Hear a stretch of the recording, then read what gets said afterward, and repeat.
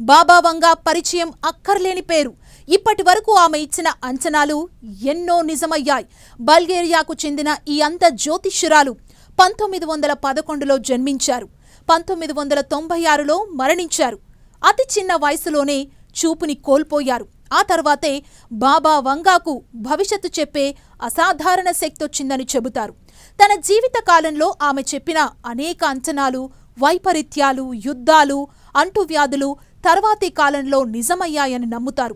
Corona మహమ్మారి, Gulf యుద్ధం, భూకంపాలు వంటి అనేక సంఘటనలు ఆమె మాటలకు దగ్గరగానే జరిగాయి.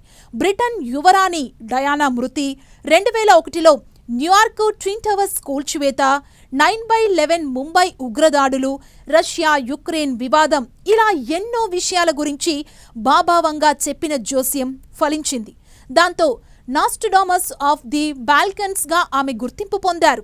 బాబా వంగా చనిపోయిన దశాబ్దాల తరువాత కూడా ఆమె జ్యోతిష్యం, అంచనాల గురించి నిరంతరం చర్చ జరుగుతోంది. ఎందుకంటే ఆమె చెప్పిన విషయాలు దాదాపు నిజమయ్యాయి. రెండో ప్రపంచ యుద్ధం, సోవియట్ యూనియన్ విచ్ఛిన్నం, కరోనా వైరస్, 9/11 దాడుల వంటి అనేక సంఘటనల గురించి ఆమె చెప్పిన అంచనాలన్నీ నిజమయ్యాయి. ప్రతి ఏడాది బాబా వంగా అంచనాలు నిజమవుతూనే వస్తున్నాయి. దీంతో 2026 సంవత్సరం సమీపిస్తున్న కొద్దీ బాబా వంగా అంచనాలు అలజడి రేపుతున్నాయి.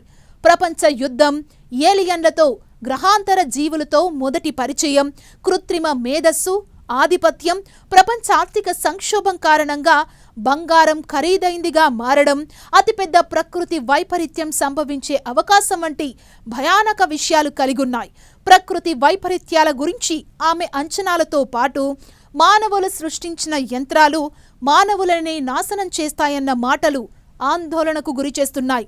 ఆర్టిఫిషియల్ ఇంటెలిజెన్స్ కారణంగా చాలామంది ఉద్యోగులు రోడ్డున పడే అవకాశాలుంటాయని ఆమె తన అంచనాల్లో పేర్కొన్నారు. అత్యంత భయానక అంచనాల్లో మూడవ ప్రపంచ యుద్ధం ఉంది. 2026లో చైనా, రష్యా, అమెరికా మధ్య ఉద్రిక్తత పెరిగి తైవాన్, మిడిల్ ఈస్ట్, దక్షిణ చైనా సముద్రంలో పెద్ద యుద్ధం ప్రారంభమవుతుందని చెప్పారు.